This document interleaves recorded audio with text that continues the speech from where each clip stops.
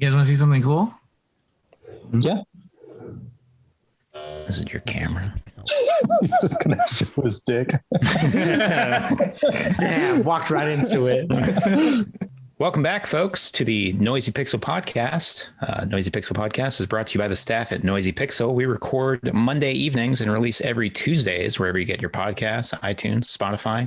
I'm the host of the show, Arthur, and I'm joined by the dude, I think it was, Azario Lopez. I didn't know if we were going to continue that, but I'm half glad that you did. Yes. Hi, Arthur. Hello. How are you, Azario? How's your Memorial Day? You remember? I'm just celebrating the heroes of this country. Memorial Day definitely in the category of like the thing that people know the least about, and then know that it's important enough that they can't make like a dismissive joke about it. You know, it's important enough to go buy a new washer and dryer and visit Sears for that one time a year to get their Memorial Day sales. Yeah, and that's essentially what we're celebrating every year. Yeah. Yeah, the day after tomorrow, I think, famously launched on Memorial Day. Yeah, I wish I could relive that every year too. That's really the beginning of Jake Gyllenhaal's career when you look at it. Yeah, kickstarted. We're joined by two contributors of NoisyPixel.net. Ian, I forget what title you gave yourself, so you're just Ian this week. Yeah.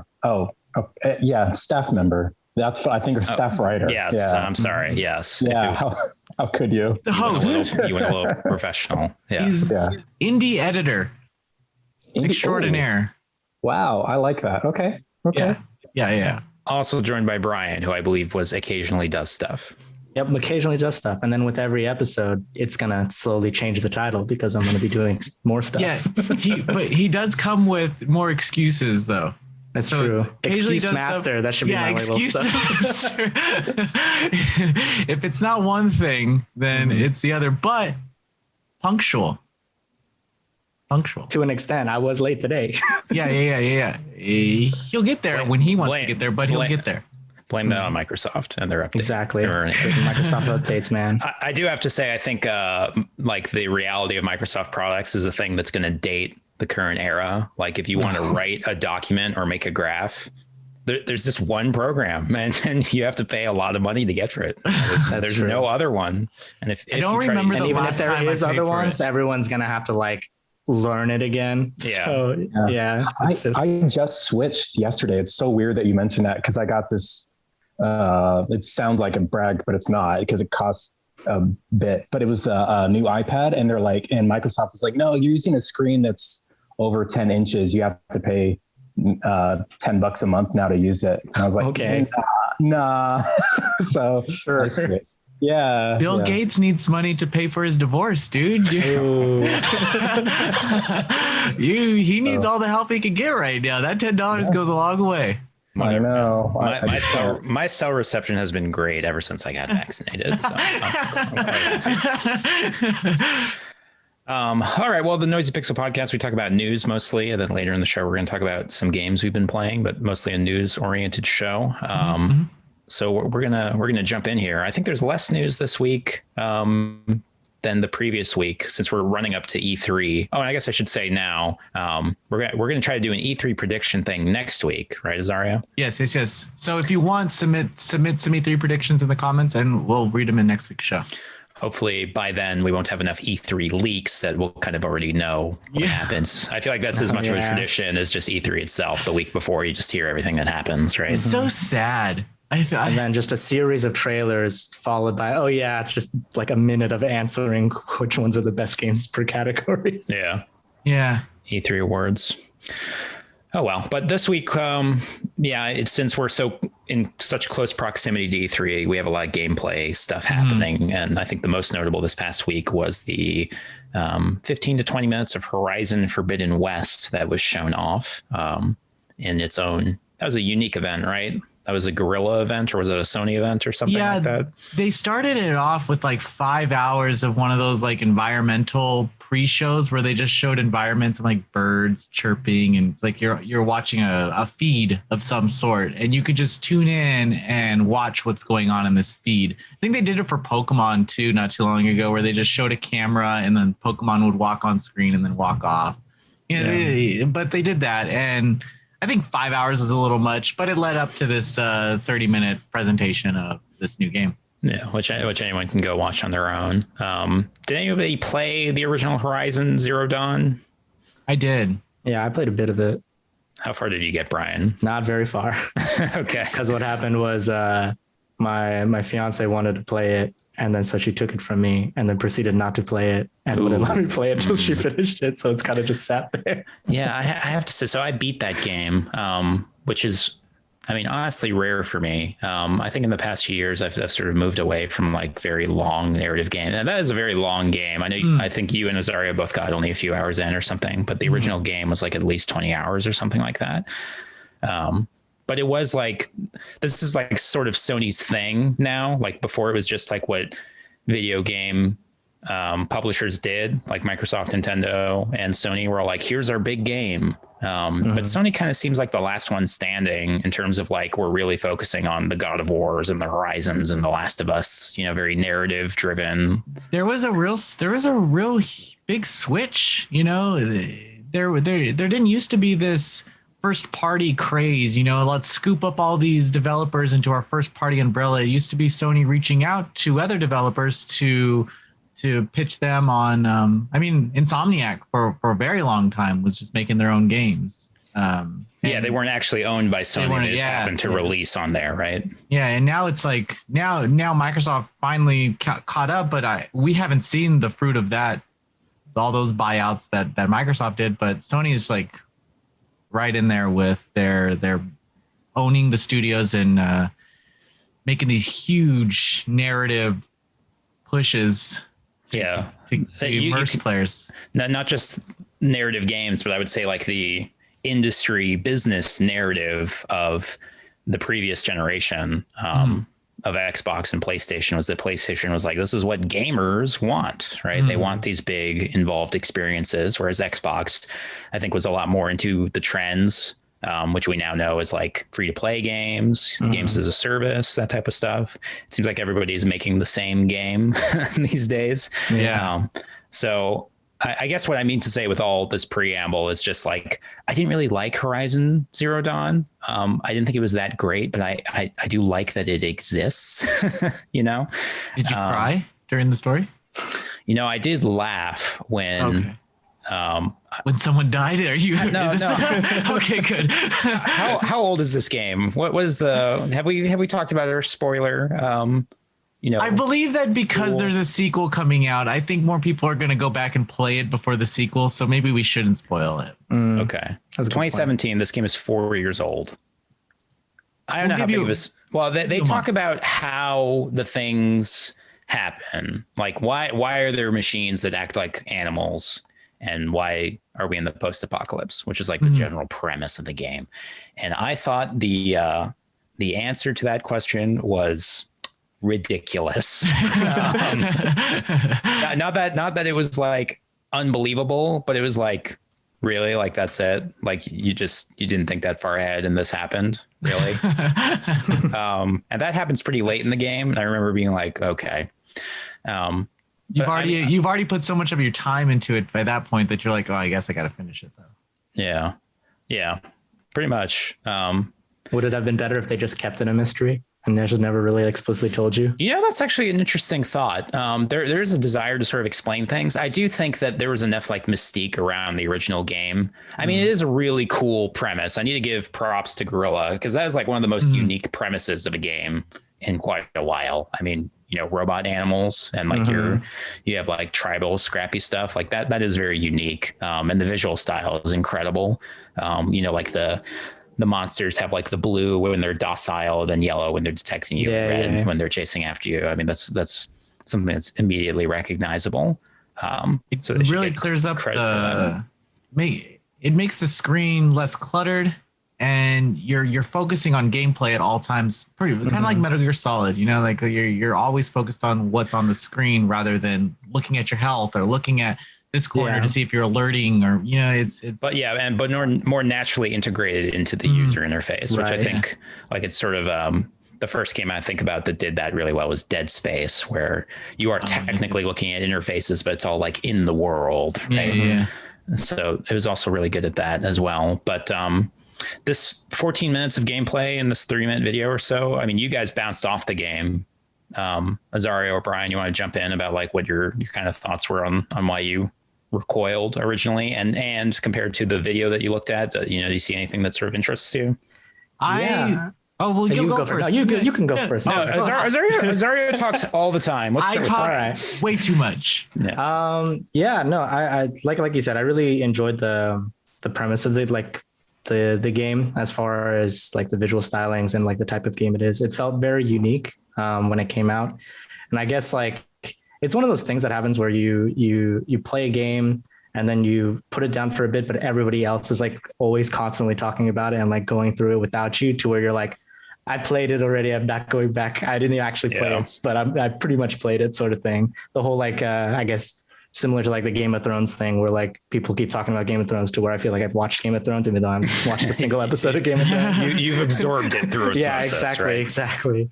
But as far as like going off the trailer, it's cool to see like, I kind of got the same kind of feelings I got when the original game came out, where it's a very cool idea. And I'm excited to like kind of delve in and explore it to kind of see, where they go with it.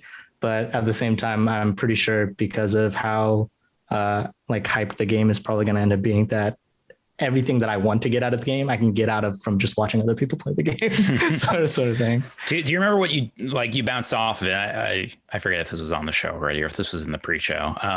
But you were saying that your fiance picked it up instead. But was there something else about it that sort of drove you away from it, or was it just that circumstance? I think parts of it got kind of like repetitive. Like the whole world and stuff felt really unique, but as far as gameplay wise, I think there's a lot of games that are very similar to it. So after a while, it kind of just felt like more of the same. And then, you know, it was easy for other games to kind of distract me to like draw my attention to where I didn't come back to it again. Zario, let me give you an analysis that I had, because since I beat the original game, and this was pointed out to me actually by another website that I followed, Brad Shoemaker over at Giant Bomb. I remember when the first game originally came out, he was saying he wasn't certain how the gameplay dynamic of having exclusively ranged weapons, whereas pretty much every enemy in the game just charges you immediately, like how that would work out.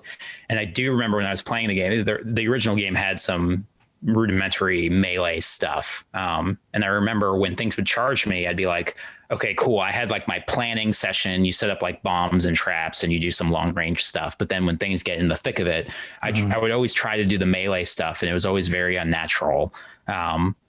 So that was something I was thinking about while I was watching this video footage. Was that similar to your experience at all, or is that the first time you're hearing that hot take? I think I actually kind of agree with that. I remember playing up until the open world segment where you leave the village, and I'm playing more. I'm updating my arsenal and figuring all the stuff out, figuring out how to climb the tall dinosaur robots to get the lay of the land. I'm doing all this stuff. Yeah. And I get to this point where you're in a cave-like area and you're supposed to and you're fighting an enemy, and it kept killing me, and it kept happening over and over. And I was thinking, it got me thinking, am I supposed to be at this part? Am I here too soon? Because in open worlds, I just get kind of overwhelmed where I want to just not go. I want to go away from the marker, you know, and as far away from it as I can. And I start finding little secrets, and I remember just getting wrecked and thinking that I was good at the game, and it kept happening and happening, and I got a little fed up. Got a little fed up with it. Yeah, it just didn't work out. Your experience just didn't work out. Yeah, and I think that does tie to just the general battle system and how how I approached it in the beginning and how it kind of changed once I was in this open world environment. And it wasn't so.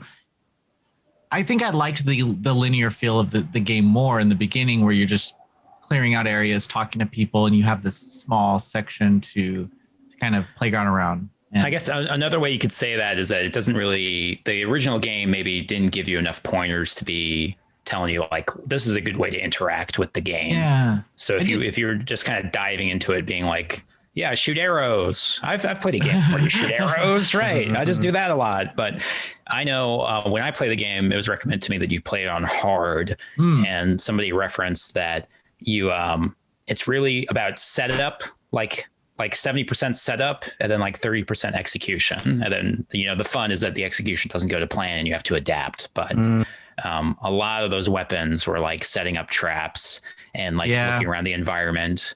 And the big moments were like, you have a thing that's going really well, but then you like ran a little too far back and you ran to another pack of things. And now you have to adapt very quickly to your new situation, which sounded great in premise. And the thing I wanted to say to the credit of the gameplay that they released was it seemed like they might be aware of that criticism, because there's this whole sequence with a elephant looking mechanical thing. Yeah. And I noticed that all the attacks were like ranged, like there's a little bit of charging you, which, gives you like an element that you have to react to. But a lot of it was just like, we're interacting with you on the same level that you're interacting with us, which I thought was kind of interesting. When watching that, did you feel like this is a next gen game, or did you feel like this? Because to me, it gave me the same feeling as when I first saw the first trailer and seeing the environments and seeing the foresty area. It kind of gave me that same feeling. I didn't feel like, oh shit, this is a PlayStation 5 game. Are we at that point though, where like the enhancements where kind of plateaued? It just makes me question why like a game like Ratchet and Clank has to be a PS5 exclusive. But that Horizon, trigger, man, you get a little resistance on that trigger. I actually really like that feature. Zara is a little bit triggered. That's what's happening. I fucking hate the DualSense. Oh my god, I like it. It is the worst. I don't want some invisible force making it hard for me to press a button, fighting me like a real like gun. A ghost. Are you allowed to like toggle that option for the controller? Yeah, I turn it off all the time. Okay, so it's not like you're being shoehorned into having to do, especially with a game like Yakuza or not Yakuza, Judgment, where every time you bump into somebody in the street, which is full of people, the stupid triggers will rumble or will give you a little tension because you're running with them. Yeah, it's just so annoying. I turn that off. So not a fan. I do think within a year of a new console release, especially under current circumstances, a lot of games developed in the last year had some tumultuous challenges in how to actually innovate. I don't think we've seen that game that makes you think like, I couldn't get this in the previous gen, and to Horizon's credit, I mean, it does look beautiful. I know Ian was talking about pre-show that the underwater sequence looked beautiful, which I agree with personally. So it's always, if you have more to say about it, go ahead. No, just that we were talking about that maybe a little bit, that it looks beautiful, but being underwater, maybe gameplay wise, it might not, anything underwater is like you're maybe hinting at might not be the best. That's the joke of video games, right? Like the water one is the worst, right? But I guess if that's the case, hey, it looks beautiful. So if you have to kind of put up with those sections, you at least have something really cool to look at. So what do you do, in that situation? Let's armchair developer it right now. Yeah. what do you do? How are you going to fix underwater sequences? Yeah. Guys? Like, come on, let's have a round table on underwater sequences. I think she should be able to grab onto a dolphin. And or put iron boots on and sink to the bottom and be able to explore as quickly as she does on land. Real fans know, but don't make it so that you can select iron boots from a quick select button. You have to go into the menu every time. I think from where we were years ago, where you would just die if you jumped in the water, I'm personally okay with underwater scenes. There are games like Days Gone where you can't swim out far enough, but then they tie that into the story where he's kind of scared of the water. And can I give you my hot take? Here's my hot take. Ready? Underwater is like the last bastion of we need to make it like real life. Whereas most video games have been like, who cares? So like Doom 2016, you don't reload. Nobody likes reloading. You're not reloading anymore. And everyone was like, great, you know. Saints Row 4, they're like, do you want to get into a car? No, you're going to run really fast. Okay. water is the car. Water is the last thing where they're like, oh, you have to move really slowly and you have air. It's like, fuck off. Like, I should be even more mobile. I should be able to do backflips and all this crazy stuff, and then I'll be fine. You know, it's so interesting. No, go ahead. Yeah, sorry. No, sorry. Go ahead, Brian. I was gonna say you can just treat it like you would treat maybe like a space game, because it's just it's a 3-dimensional type movement. So just put them in like a freaking scuba suit that's actually an astronaut suit, and then just let them do whatever they want with jetpacks and shit. Perfect. And boom, underwater combat solved. Is that what you were gonna say, Ian? No, actually, last week we were one of the games I reviewed was the Maneater for Switch. And when I think about that, it's like, oh yeah, you're underwater the whole game, except when you're jumping out. And of course you're like a shark and it's different, but the physics work well. So, I mean, it would have to be one of those things where the physics work. And also, like you were saying, the whole reality, like you don't need to make it real as long as it's fun. And, I didn't think about that, but that is a whole water game, so, and that was fun. So it can be done. Take some notes. Yeah. I didn't like looking at the trailer the first time I watched it, but I watched it again in higher resolution. Forbidden West, right? Forbidden West. Sorry. Going back to that. I was like, man, this looks kind of ugly, but I watched it during the stream, and rewatching it on a higher resolution when they actually posted the trailer. And it does look pretty good.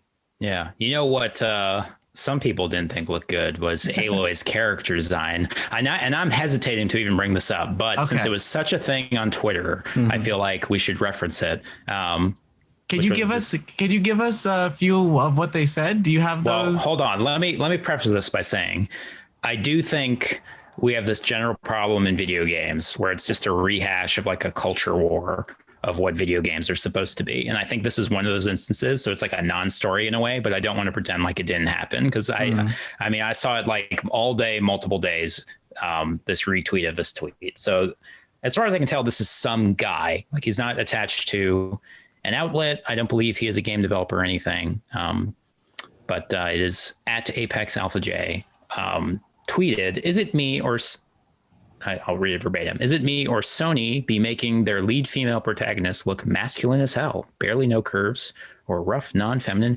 features, unlike the average woman, like cough cough, The Last of Us 2's Ellie? Just saying, hashtag my 2 cents. Pick from the game on the left, fan made on the right, higher fans, LOL. And I should say, I think it is accurate that. So the main distinction here, I would say, between Aloy, who's the main character of the game, in the original game, and the gameplay footage that they showed, it looks like they rounded out her face a little more. I don't think it is so significant that you would really notice unless this tweet existed, especially when it's compared to a fan-made version where she looks like an airbrushed supermodel. Yeah. I think that's what like really just made that tweet just, I can't take this tweet seriously. The fan-made one. Like it wasn't even compared to the original game. It was compared to a fan-made one. You got something? You got a thought, Ian? No, it's just weird that this is the first time I'm hearing it, but that he's talking about like manly features, but then he mentions how round her face is. And like, to me, those are like opposites. That was me editorializing, by the way, but yeah. Yeah. No, it's just like, it's weird. Like those ideas are like traditionally kind of opposite when it comes to, you think man, like rigid, and like, I don't know. It's just very interesting that he probably just doesn't think she's hot and it pisses him off. Yeah. You know what I mean? Like it's because he or maybe he does think that she's hot and he feels guilty about it. And he's like, oh, it's the game developer's fault. Like beating his dick with his.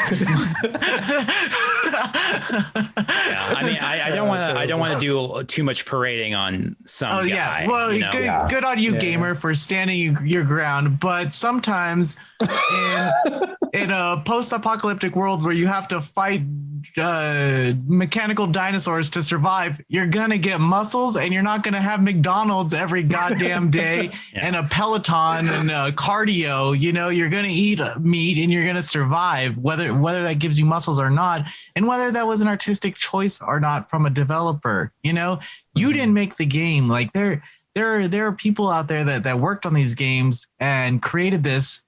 I think it's silly to pigeonhole people, because it's coming from both ends, right? You have these guys who want them to be more feminine, and these guys that want them to be more masculine. But let's ask what the developers want, you know, and then just go with what they want. You know, whatever they want to put out there, that's their creation, you know, and that's what's there. I think it's just silly that people aren't gonna give a game a chance, because it's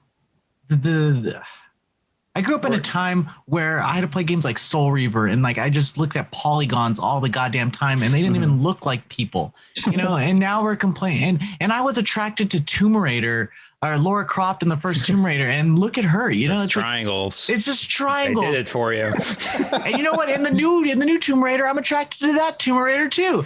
So it doesn't. It clearly, I have no stance in this fight, but it's insane that people are getting so riled up, because we get plenty of comments on this. The girl's not sexy enough. The girl's not hot enough.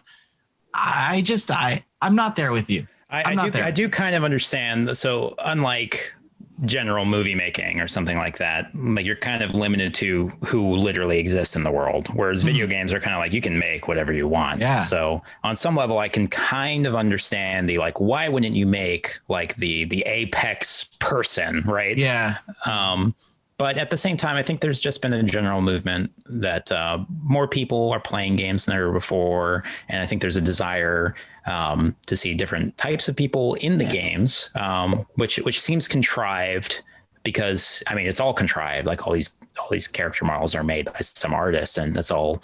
You're not basing it off of anybody, or maybe you are basing it off of an actor at some point, but you are dramatically changing it on some level. So why would you change it in this way? Unless there was some quote agenda, right? Yeah. But I think, it's not, I don't think the changes here are like crazy. The character was immediately recognizable, you know, like it's not like they were dramatically different. So, but it seems overblown. Yeah, and you see it in so many games nowadays. It's mostly due with first party.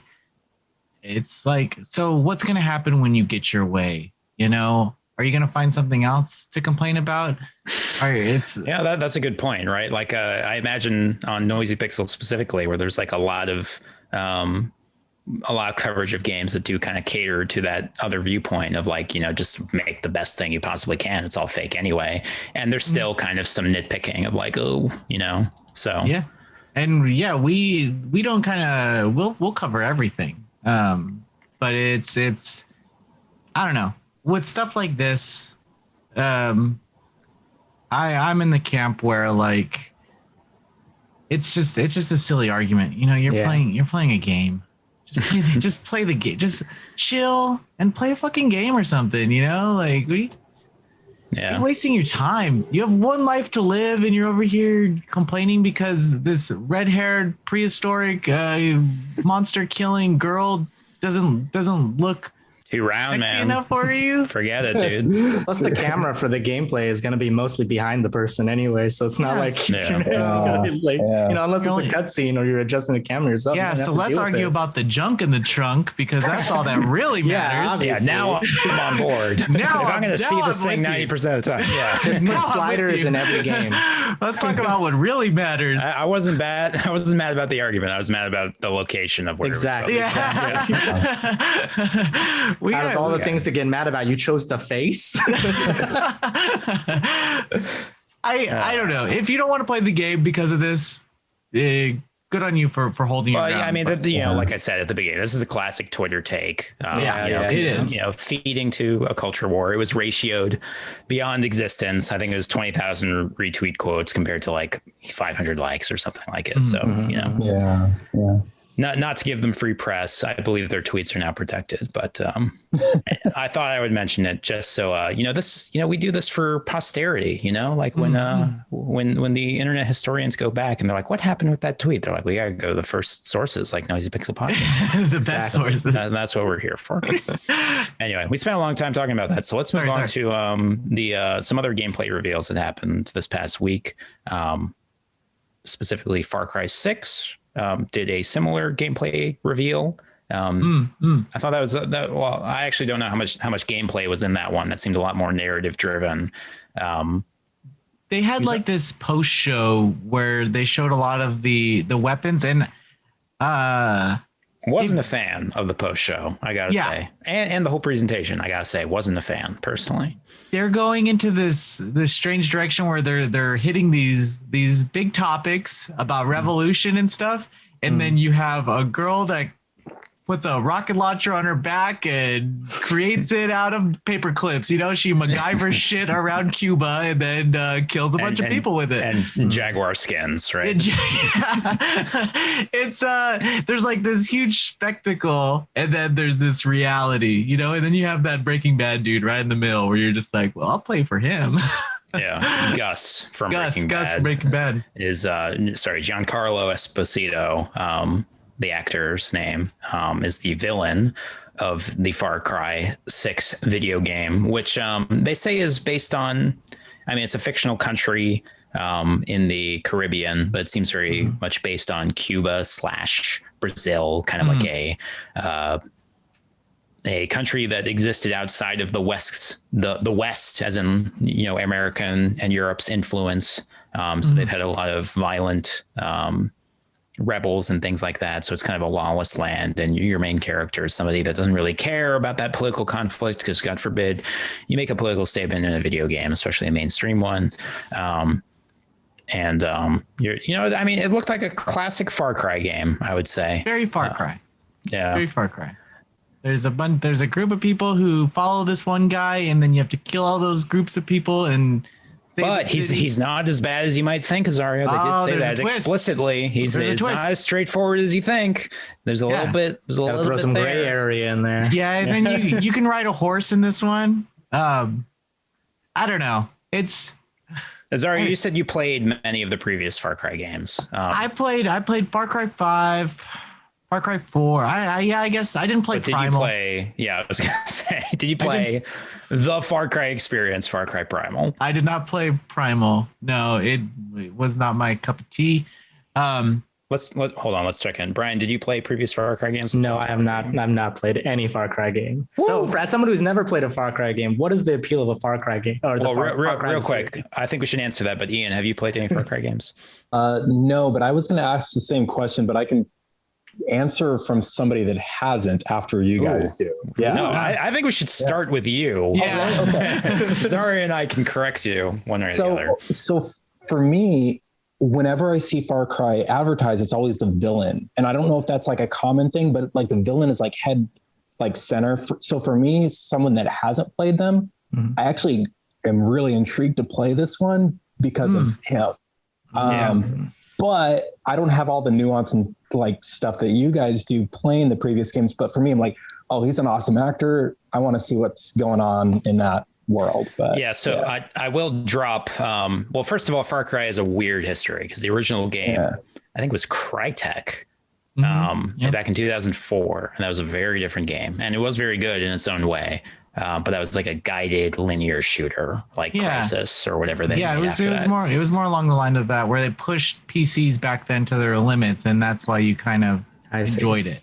Right, and then Far Cry 2 was bizarre in a different way. I believe the game designer on that was Clint Hawking, who had a game dev blog for quite a while, and he was very avant-garde, games are arts type of thing, and that game had like a lot of like you were supposed to hunt down the jackal, and there was a lot of procedural generation there. I think that was the game where you could light the field on fire and it would procedurally generate more fire going on, and you could kind of approach it in different ways.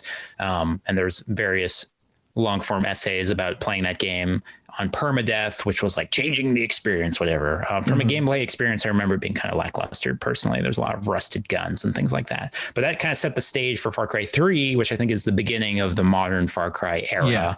Well, you see now. Right, where you're killing animals, you're getting skins, you're making bigger ammo pouches, and you're getting more upgrades and things like that. And that was pretty much copy pasted in 4, 5, and 6 looks remarkably similar. And the main thing that Ian picked up on is 3 just so happened to have an actor. I forget the guy's name, but he's in Better Call Saul now. He plays Nacho. And that was Voss, who happened to be in a trailer where he talks about, the definition of insanity. Right. And he was a very charismatic performance. And my understanding is that was not originally part of the plan of Far Cry 3. So they sort of weaved him in a bit more after the reception. And that's kind of been Far Cry's thing in terms of marketing and publicity. They have here's the crazy villain that we have this time. So you had the pink suit guy in Far Cry 4, and then Far Cry 5, which I don't remember, but I think it was like white nationalists in like a post-apocalyptic America. And now we got Gus from Breaking Bad. But I thought it looked remarkably like a Far Cry game. Azario, would you say that was your general opinion? Yeah, and it's like a sandbox type of game. They're all the same in that respect, where you enter a town and that's your hub for the rest of the game. You go out, you do some missions, you talk to some NPCs, and you come back, and then something's changed. And then you deal with that change, and then you go out and do it again. But the appeal of the experience that fans seem to enjoy mostly is opening up their map and seeing a bunch of little icons on there of treasure and things to hunt. The classic Ubisoft experience. Let me go to all the towers. Ubisoft, yeah, it is like Assassin's Creed type sort of situation. Yes, it's very Assassin's Creed, but in this one, it's like fortresses, where if you take the fortress, then you expand the map type of thing. And it is the Ubisoft experience through and through. You will say, I will say, Assassin's Creed a bit less emergent gameplay than Far Cry, because there can be reinforcements that show up, or there can be a Jaguar. Like I remember one particular instance of Far Cry 3, which was a game I was a huge fan of, and also the last Far Cry game that I played, where I was fighting rebel soldiers, and like a pack of lions showed up, and the lions started attacking the soldiers, and I was like, "Ooh, this is fucking cool," But like, that's been the thing for like 3 games. Yeah. And they took that whatever you experienced then, and they recycled it a couple more times. Right. And this one, when it comes to Far Cry 6, they seem to be pushing this idea that you can create crazy weapons with random things that you find in this city that is going to hell. Pretty much, the city has an economic collapse, I guess, and there's this one dictator leader who thinks that he can turn it all around. And he has a bunch of people following him, and he ends up killing the girl's parents or family, and that's what kind of brings the main character. And by the way, they did present the main character as a girl, but I believe you can pick male or female depending on your preference. I think her name's like Akira or something like that, or Remember, guys, Ubisoft is accused of a lot of discriminatory practices against women. So now they're incentivized. They've learned their ways by making you choose the gender. They're clearly sorry. Some progress. Okay. They're clearly sorry, and they clearly are moving on, and we should too. We should definitely forget about everything. And I'm ready to pay for this product. $70 game. Send it over. Yeah. So go ahead. I was gonna say, going back to the villains thing, is that like because I noticed that too, where they do focus a lot about villains and like what their agenda is, and like there's always, like you mentioned, like it's not always what it seems, and it's like a moral gray area sort of thing. Is that consistent from 3 to 6, where the villains tend to, like, where they explore a lot of the Not moral ambiguity. Not in of the five. thing. 5 is just a bunch of racists. Or they're just straightforward, like no, once you go racist, it's hard to redeem yourself. I think the only time that I remember where it was a little more ambiguous was in 4, because the backstory there is that, and I haven't played much of 4. I think I'm like 2 hours in. I bought it like a month ago. But you're only there in this Southeast Asian environment because you're trying to like get your mother's ashes or bury your mother's ashes or father's ashes, one of the two. And there just happens to be a crazy populist dictator there.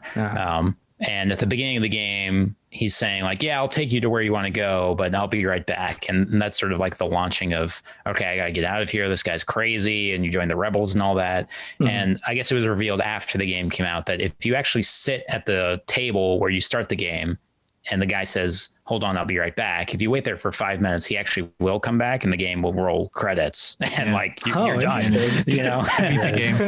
Yeah.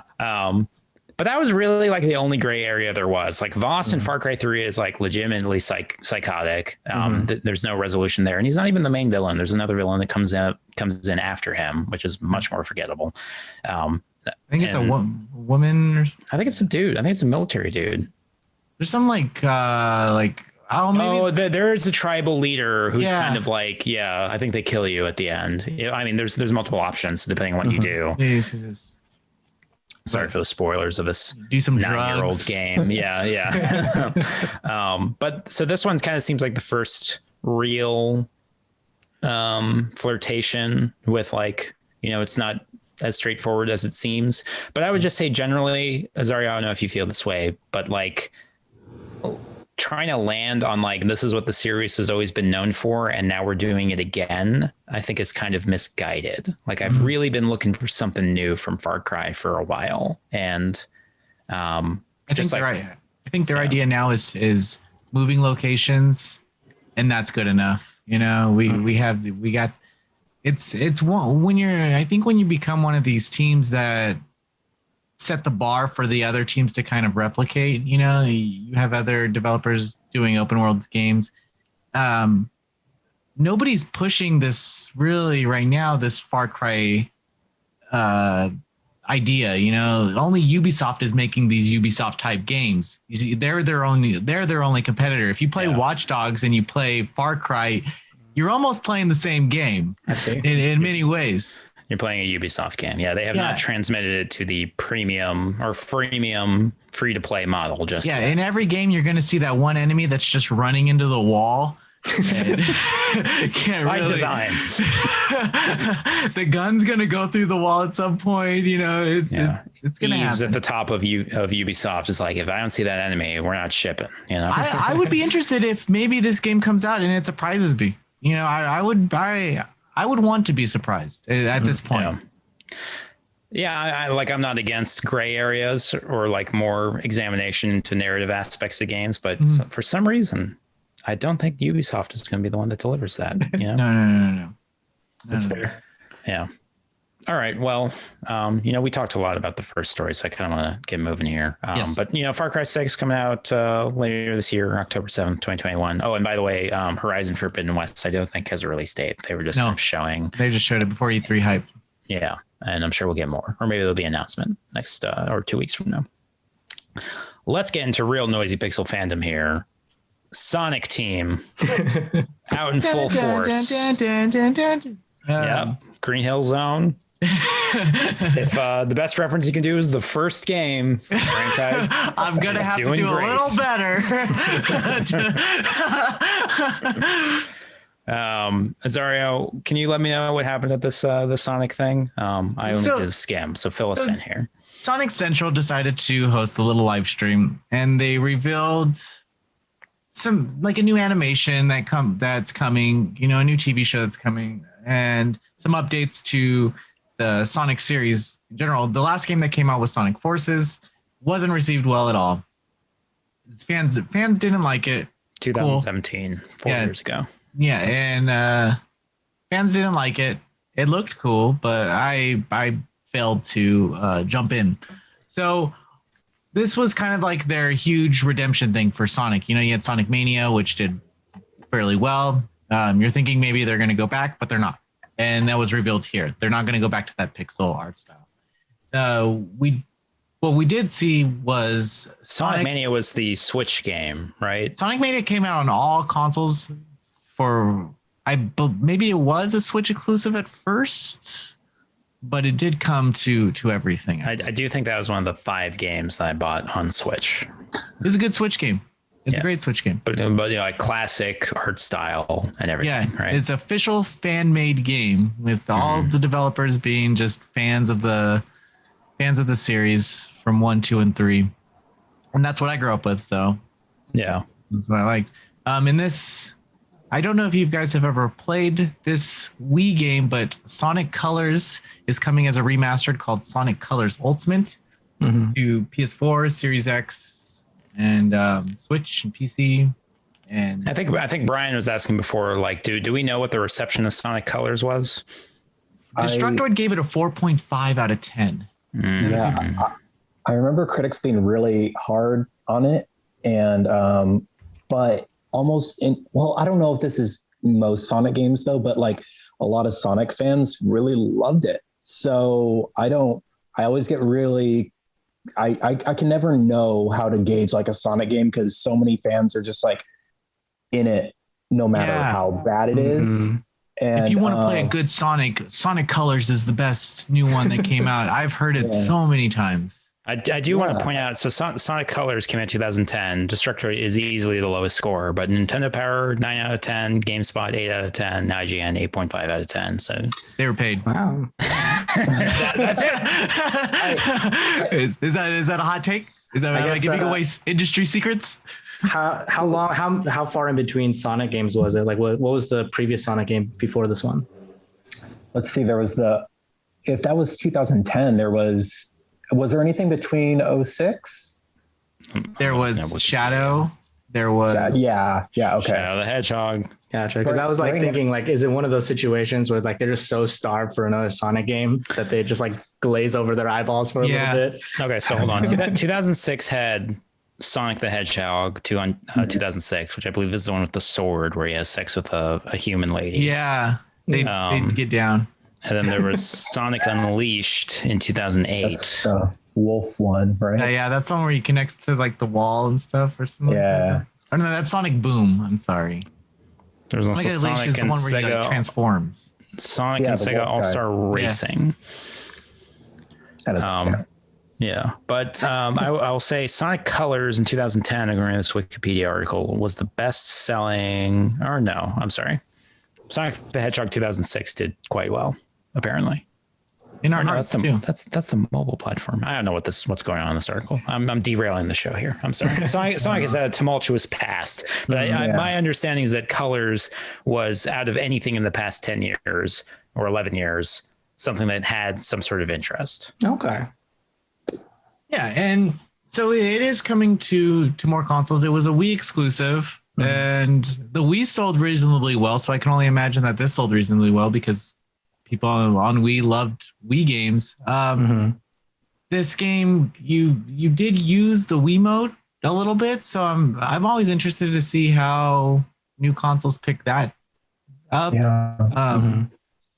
But it's an okay game. I remember liking Generations, and no one likes Generations, so I'm the worst Sonic fan. to be asking about. I was gonna say, is the real question here: has Sonic ever been good? That's the Sonic and Knuckles is really good. I like Sonic 2. Sonic 2 is fucking dope. Yeah. 1992. Isn't that that game? and that sucks because there's no way that you're gonna convince me that it's not a good game. Like, it is a really good game. Yeah. I do want to say, so I feel like the joke on Sonic is like, it's bad, haha, but the real thing is when you're moving fast, when you gotta go fast, it's kind of cool. Yeah. But then you stop going fast and it's not fun anymore. But you only stop to go fast to put a little more chili on your chili dog. And then you go fast again. I was wondering if the Sonic movie is actually top tier Sonic, because that is where you have a controlled experience of, you get the zoom that you want. and I never saw the Sonic movie, but like in a hypothetical, it seems like the best way you would want to have that type of experience. The Sonic movie did good because it wasn't bad. Yeah, that's pretty much it. I think anybody who watched the Sonic movie, they wouldn't say it's a great movie, but for a Sonic movie, it wasn't terrible. Therefore, it was good. Yeah. It was good and deserving of a sequel. It was palpable. Is I think the highest praise you can give a Sonic anything. Apparently, we're getting a sequel next year, man. Oh yes, 2022. I actually read some of the Sonic comics, some of the Archie comics. Oh yeah, they're not horrible. They're actually not bad, but. Yeah. I couldn't tell you what happened in them, but I read a couple of them, and it's like, oh, this is for a video game property. It's like story-wise, it was better than I was expecting. So I felt old. I felt old because I had people in our staff that were like, oh, they're bringing back the original voice actor for Sonic Origins, or not Sonic Origins, Sonic Colors Ultimate. And I was like, oh, Jaleel White is coming back to and they're like, no. And I was like, oh, I'm sorry. They're like, who the hell is that? Like, show your age real quick. I stepped back. I disappeared into the bush. Yeah. There. Yeah. I was trying to be cool, but it failed. Do you think it being on like next gen consoles is going to benefit Sonic games? Because the whole point of Sonic games is going fast, and with all the hardware advancements, we can go fast now, like for realsies. That's the thing. At this point, I don't know what Sonic or Sega team can do to make Sonic good. They've literally tried everything, even a first person fucking shooter they've put Sonic in, and Sonic fans. Yeah, Sonic Shadow is a first-person shooter or third-person shooter. That's right. It's a third-person shooter. Third-person shooter. Yeah. Shadow just uses guns the whole time. He just uses a freaking gun. Well, you said first-person shooter. Sorry, third person. Third person. Sorry, you have a gun. Okay. Anyway, I don't know what Sega team can do to make this fun for players, because when I remember playing Sonic Forces at an early preview event, and in my head, I was like, this is really fucking cool. Oh, you can make your own character. These nerds are going to make their own furry, like little characters. They're going to love this. They hated it. They hated every inch of it. And I was like, whoa, am I disconnected from what is cool? And I guess I am. So what you're saying, just so I'm hearing you right, is like some things that you think are cool and then other people aren't thinking are cool, and you're just not knowing where the team can like land on something that across the board everybody would generally like. They're like, we want another Sonic Adventures. You don't want another Sonic Adventures. Sonic Adventures is not that good of a game. Hey man, I gotta roll around at the speed of sound. All right, you give me that. you run down City Street and you hit. Give me a Chow Garden. Yeah, you hang out in the Chow Garden for a couple hours. Yeah. What are they gonna do? They're gonna do Instagram integration into the Chow Garden, and that's the whole adventure thing. Yeah, it is a difficult series to kind of revitalize. Like, what could you really drop in a trailer that people would be like, "All right, now it's going to be good." You know, like it's kind of it's a coin flip of like, well, it's another Sonic game, and maybe this one will be good. And so they are doing Sonic Origins Collection, which is a collection of Sonic the Hedgehog 1, 2, 3. And Knuckles and Sonic CD, which Sonic CD is definitely my favorite Sonic that not a lot of people have played. Yeah. I prefer the BioWare RPG personally.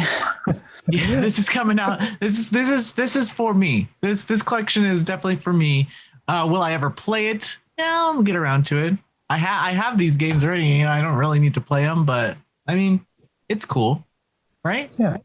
Yeah. Yeah, cool. I'm interested to see if they'll do because isn't Sonic 3 the music? Some of the copyright is so I'm interested to see if it's going to be the new music or the original music. Yeah, it'll be interesting. My favorite thing is to get all the Chaos Emeralds and go Super Saiyan and then call it a day.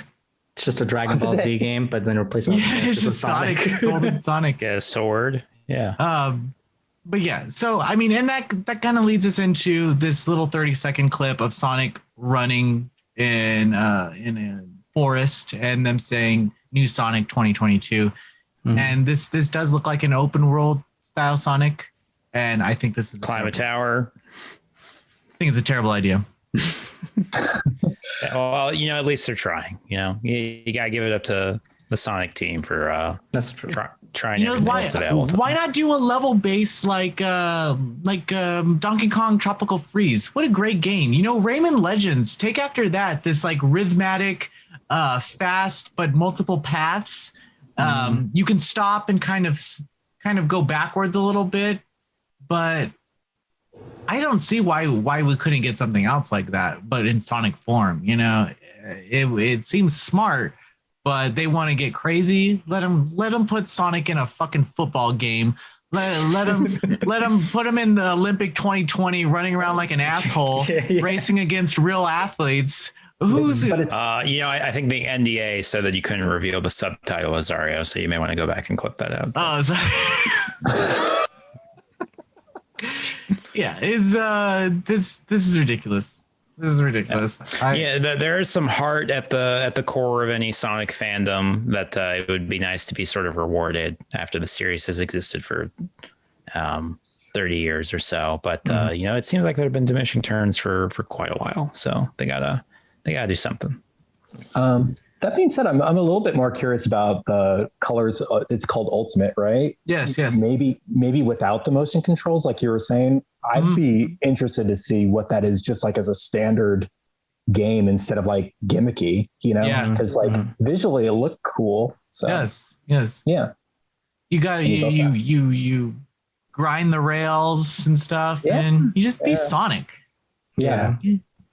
I feel like it's one of those properties where like you don't really have to change it too much for people to enjoy it. I think that's how I felt about a lot of. I mean, there are a lot of Mario games that aren't like the traditional Mario platformer games, but I personally really liked it where they just made the 2D like side scroll Mario platformer, but then they made the models look like 3D. They like made it look more current gen. I was like, it's still Mario, and I love Mario. New Super Mario Bros. Is a great game. Yeah, exactly. I'm like, I feel like it's the same thing for Sonic, where you just have to do the same thing. But I would love to read a study released by Sega that's like, what do people actually think Sonic is? What do Sonic fans really want? Right. I mean, I don't even mean to be facetious about it. It's like the genre or the game. Sorry, the franchise has been around for 30 years. There have been a lot of permutations around it. What is it that you're looking for? And everything literally pisses off these fans. We put one article out and we attached what was said in a press release, 400 quote retweets about people saying that 1, we're assholes, 2, they're going to hire Knuckles to kill our families, and 3, Knuckles is no joke, that they want sources that to link them to our sources. And I was like, it's a press release. Yeah. So I'm wondering, like, generation wise, right? Because it seems like there are the more 3D Sonic fans, and then the us sounds like, which are more of the 2D, which is weird about, like you were mentioning Mario, Brian, like that when the Mario 64 came out, it seemed like even older Mario fans were like kind of on board with that, whereas maybe older Sonic fans weren't. And I wonder if that's where like the divide kind of is with like the Sonic Adventure and then like their after. I don't know. Yeah, I do think, I don't know if this responds to what you're saying, but I do think a central problem of Sonic is that it is not the result of a creative like creation. It is like a product, and it has been a product for a really long time. Mario has always been, why can't I remember his name? Shigeru Miyamoto, he's always been the creative guy behind it, and he's been willing to say like, we're gonna put a water pack on him this time. Crazy. It does always feel like it's the adventures of Mario, and we're kind of like seeing Mario as a character develop as these games come out, and then for Sonic it's just like, it's Sonic. What asshole can we hire to make this? Well, y'all want to watch Sonic? What do these people do the want? Olympics? We want the bottom line. We want the if we're looking at what the creator of Sonic was doing, I don't think I would think Balin Wonderworld is what I would expect. So I'm kind of glad he's not working on the Sonic series anymore. So I mean, like the lack of heart to it is kind of obvious, and I think that's sort of an element of like why it's sort of been mishmashed into a bunch of things. Yeah, kind of bunch of ideas smashed in one. But unfortunately, we do have to move on from Sonic. I'm sorry. I failed as a host. We're close to an hour already, and we already have some other things to talk about. Yes. We'll see what happens with Sonic. This last thing here, Brian, you mentioned this Phantom Abyss video that came out. You want to share that with us? What your interest was? Phantom Abyss is this new game that Devolver Digital is doing, and it's like if you took, I guess, have you guys ever played that? I think it's called like The Floor is Lava, but the video game, not the kids game that people play imaginary style. But it was like a parkour game where you would basically, the floor would be lava and you have to get from point A to point B. This one's kind of similar, has a similar feel to it, but it's the appeal is there's all these procedurally generated temples, and you can only play each temple once. Ooh. And as soon as somebody, because everybody, it's a multiplayer game, so everybody online is playing this simultaneously. So if anybody clears the temple, that temple will never be able to be played again. And you can, as you're playing, see everybody who's died on the way to get from point A to point B to try to like learn from them, to try to get to the end. I didn't realize this is like a first person Mirror's Edge. Yeah, it's very Mirror's Edgy, but with like an Indiana Jones feel. And so the whole objective is like to be the person who clears the temple and then nobody else can do it. Sort of thing. You literally have a whip that you are like, yeah, it's very much like Indiana Jones. And yeah, like the main reason I'm bringing it up is because it's coming out it's supposed to be coming out in early access in June. I don't know if that's changed at all, but according to the trailer, June 2021 is what it said. Which is when you're hearing this, it is now June. Surprise! Yeah. So it's coming. It's coming. But I think conceptually, I always really like video games where they try to do like play with what a video game can be and mess around with it, because then they took a concept like Mirror's Edge and then they expanded upon it to be a game that is not Mirror's Edge at all by any means. Yeah, definitely. Mirror's Edge, definitely a game that developed a huge fan following that really has not, I mean, they did make a sequel to Mirror's Edge eventually, and I forget what the reception was to that, but it was like one of those experiences where you're like, this is a new genre. They're just going to do this now. There's going to be first person platforming basically. And that never really happened. So it's interesting to see that. And I also think it's interesting. There are some games that I think are more equipped to early access than others. Like Hades, for example, I think was a great game that should have been early access, and you're sort of viewing it as it goes along. But given the concept of this game, it does seem like something that you might want to jump in even when it's not done just yet, just to sort of see like, how are they going to explore what this is and how are they going to change it, you know? Yeah, definitely. I think this game reminds me of Temple of the Ancients or something like. Sorry, what is it? Legends of the Hidden Temple. Legends of the Hidden Temple. And your camera is out. Sorry. And that's what kind of drew me to it, because when I was a young child, I would create these things and these courses in my room and run through them as if I was playing the temple game. And if I can recreate that somehow in this game, count me in. Yeah. 100%. Pitfall-esque, you could say. Yes, but not Pitfall Larry. Pitfall Harry. Pitfall Lawrence is. He grew up into Pitfall Lawrence. He started. Got a job, became Pitfall Lawrence. Yeah. So definitely I definitely put this on my radar. Yeah. Yeah, like you showed the video, and I think I watched like up to 30 seconds in, which is just before it shows you the first person perspective. So I was like, all right, that's some game, you know. But then just now I'm watching it again, and you know, you're sliding around and you're there's a bunch of different like traps and stuff that you got to avoid. There's some grapple hook elements with the whip going on, and yeah, I mean the whole concept sounds very unique, and a lot of games. I think some of the most unique game experiences are the ones where like you just kind of had to be there. Like Fez, before everybody figured out what Fez was, and there's like a community of like, we're figuring out what Fez is, you know. So it sort of seems like one of those games. Yeah, Braid too. Oh yeah, Braid. Yeah, a little like that. Yeah. Very cool. We take a break. Sounds good. I think we should take a break. And then when we come back, we're going to talk about games we've been playing. And we may expedite a little bit because I'm sorry. We got to over an hour. I'm sorry. There was a lot to say about Sonic. that was the thing that did it. No, it was I couldn't. I had my bullet points here and I couldn't get to my what is her name? Emily or Rose? Rule 34 talk. So we did skip over that. Rose or Rogue? Rose. Is that her name? Okay. Rose? Emily? Vampire Cat? Wait. Yeah, the vampire cat. You have it in your Google history. all I know is Amy. Amy's one. Yeah, right? all I know is Amy. Yeah, Amy is definitely one of them. Chick, yeah. Amy is definitely one of them. Right, okay, well, we're going to reconvene on this aspect of video gamedom, and when we come back, we're going to talk about some games. So stay tuned. All right, folks, we're back from the break, and we're here to talk about some games. It's getting hot and steamy here from all the Sonic talk, so we gotta wrap it up. We gotta wrap it up, as they say. So I try to do these in order of most. I don't want to say recent releases because fortunately, Noisy Pixel gets to cover some games that are not out just yet. So I think the newest thing we're gonna pass over to Ian. You've been playing a game that's coming out in a few weeks from now, right?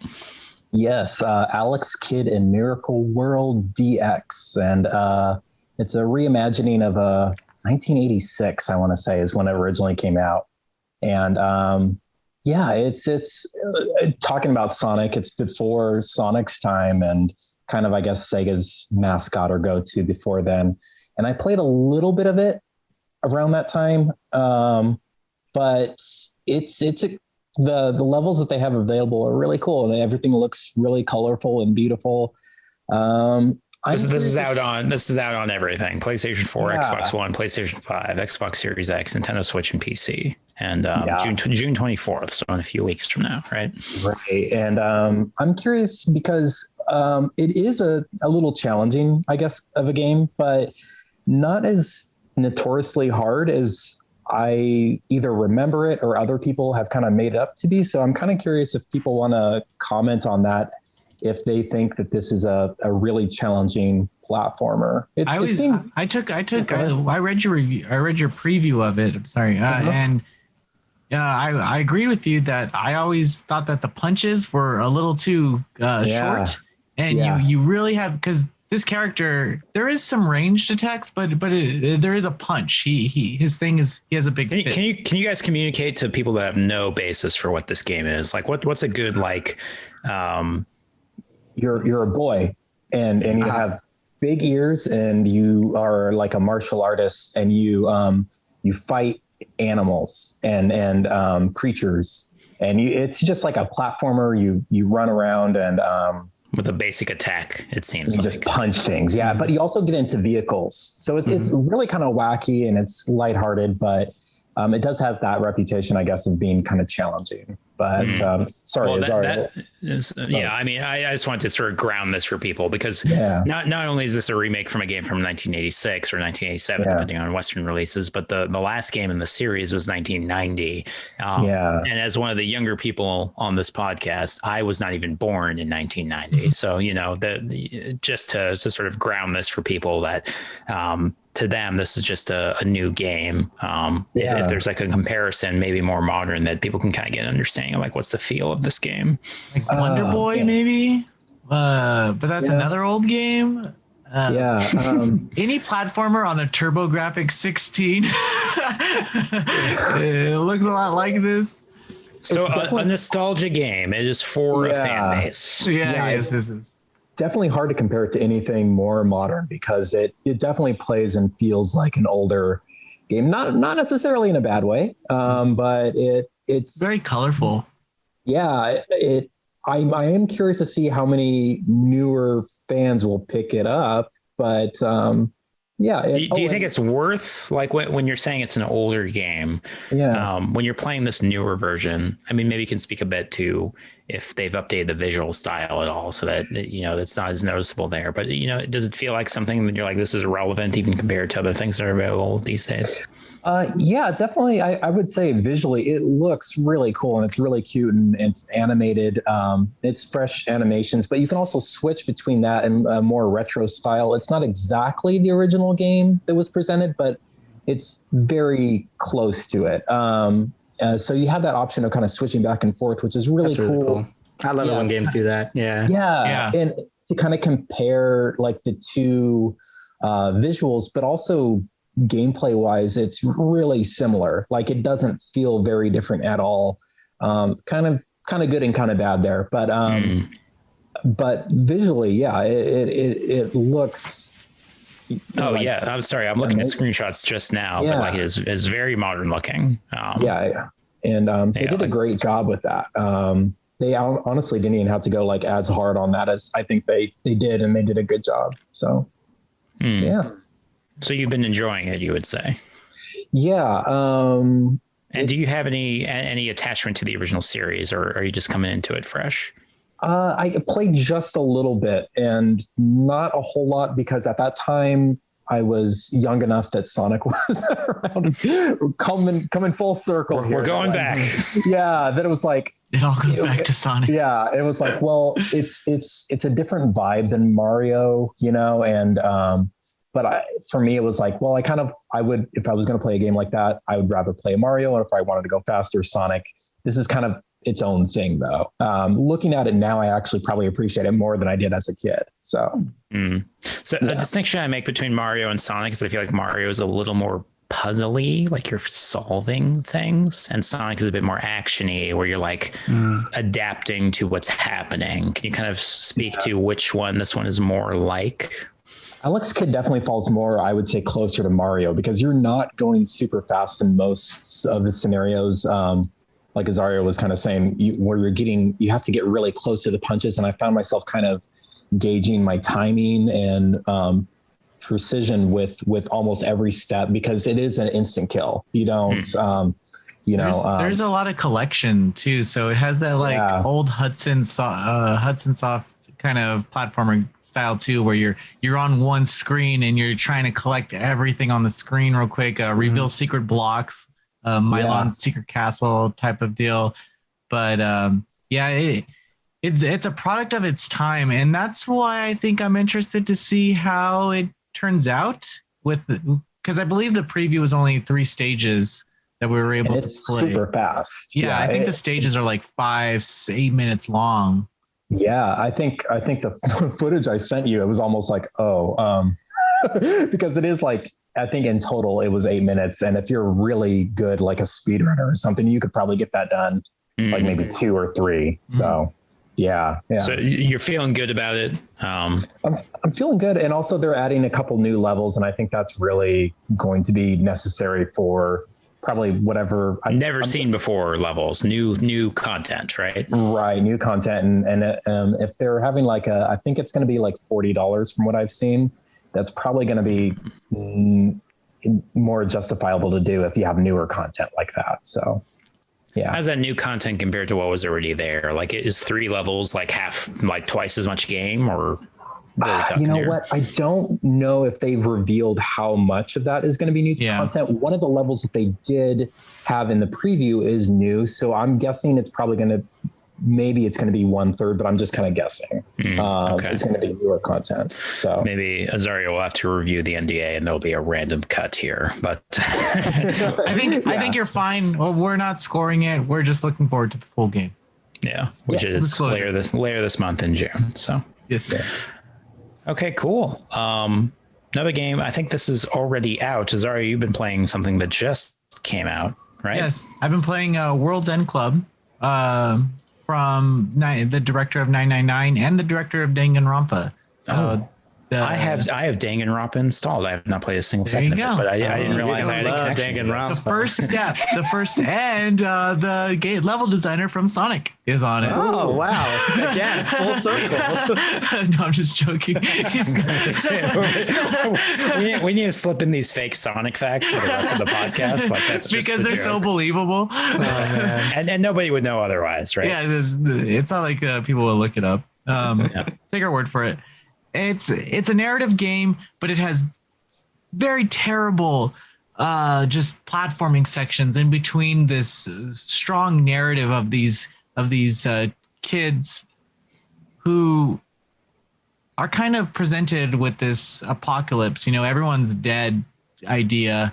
And World's End Club is about the apocalypse, is what you're telling me. Yeah, so a meteor or something hits, and they think they're dead, but they wake up in this underwater theme park where they have to do this game of fate, pretty much like Danganronpa, where one person has to die. But that only lasts like 15 minutes of the opening game, and then you're put out in Japan, and they're like, "Let's go to Tokyo," and they're like, "Okay, how far is it?" And they do the kilometers, and they're like, "Oh, that's really far, but what else do we have to do?" So they start walking, and everything's very convenient after that, but there are some twists that happen, and the fact that it's made such an impact on me is that it's rare that I am so interested in a narrative type game where real quick, let me clarify. You said there's platforming that you said was kind of bad. There's platforming sections. Yes. Given the things you compared it to, it sounds like this is pretty much like a narrative adventure game. Yes, and the platforming sections. So you'll go on this like grid-based kind of timeline, and it'll say story, act, and during act is more of the gameplay section. You'll go into this very segmented. It is telling you what's going to happen and what you're so about you'll know when you're actually going to use your controller. But most of the time, I didn't want to use my controller. The jumps, I would press jump, and then like 0.5 seconds later, it'll go up. So you really have to time these like weird jumps. And just the puzzles the environmental puzzles were terrible. It's strange because you think of 999 Virtual Last Reward, and you think of like great puzzle design, and that just wasn't here. Which kind of makes sense because Uchikoshi just did the scenario. He just wrote the game. He didn't do the game design, the environments. So that kind of wears like, I wish it was just a puzzle game. Just make it a freaking puzzle game. I would have been fine coming to a locked door and then trying to figure out how to open it. And then going on with the story, just because it's interesting why I like it, because I like a small cast of like 3 main characters and you have a couple supporting casts, but this has like 9 main characters and they each play some role in it. Some of them suck and could just been thrown away, but it's rare that I attach myself to a visual novel type game as much as I did this one. There was enough there that you got hooked. Yeah. And I just want people to talk about it to be honest. And I want to know how they took the ending. Because do you think that's because it's actually worth playing, or is it because you're just like, I just need to communicate for this game in general? It released on Apple Arcade in last October, but they only released it on a cliffhanger, so you can play about 5-6 hours of it, and then you'll get to this huge cliffhanger, and they're like, play it on Switch to know what happens next. And it's only awful. Yeah, of course, you can't follow up from there. You have to replay everything, right? You can. You have to pick up where you left off. To pick up where you have left off, you have to do a test that they give you in the beginning of the game, and if you can pass the test, they'll let you pick up after the cliffhanger. It's like placement exams for like language classes in school. Yeah, it's the SATs. How proficient are you in Spanish? And they'll place you. So you can take the test. And dude, why even bother? Like, the answers are going to be in Google. On the internet, yeah. So if you want to teach yourself, you can. But I mean, you would be robbing yourself of the experience. Most visual novels are interesting in that aspect where you can fast forward through some conversations and still catch up with what happened. Because there's a lot of those, you saw my panties. Let's talk about this for 10 minutes about how you're a pervert, and then we'll go back to the story. So you don't want to, every time you don't want to talk about panties and being a pervert for 10 minutes, because you know how it goes. You have the tsundere character who's going to be like, well, I don't love you, idiot. Yes, I do. It's like you don't have that, and you don't have that here. You don't have those archetypes here. Every character here in World's End Club, they're helpful, and it's weird how they all get along because they're all so different. Well, so there's a lot of visual novels you can dive into. How would you say that this ranks up? There's a review on the site. It looks like you gave it a 7 out of 10. But yes. Can you embellish on beyond the score?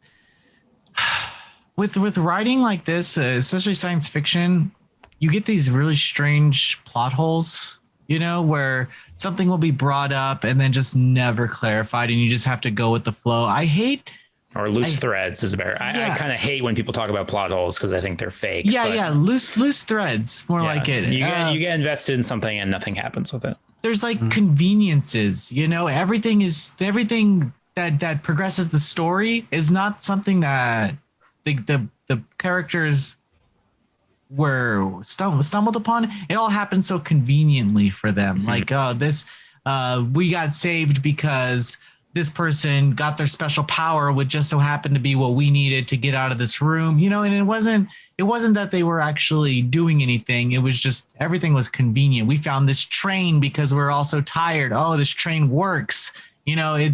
It's stuff like that. I don't like conveniences, and there's a lot of them in this game. And not necessly impressed, you would say, but I'm not impressed with that aspect. I'm not impressed with that aspect. I'm impressed with the world build, the character building, more like it, and the world building of just how these characters faced what was given to them and kind of just approached situations. I liked it.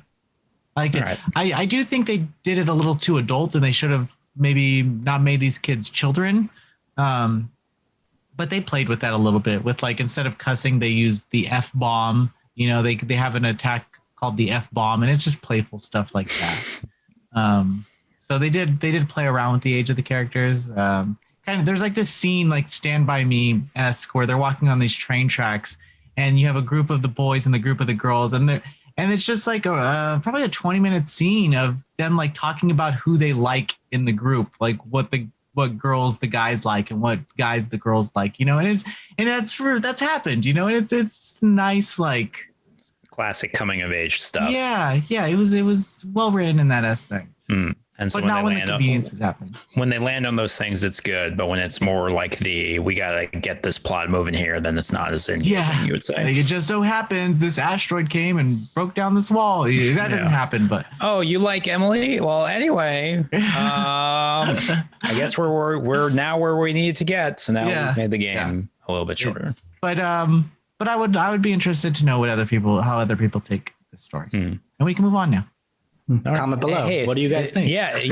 Thank you, Brian. I don't even need to be here. If you played World Ends Club, I mean, in general, we like communicating with our audience here. If you have any thoughts on these games, interested in your thoughts. Zara, you want to tease another game that you're playing, but you can't talk about just yet. I'm playing Astalon: Tears of the Earth.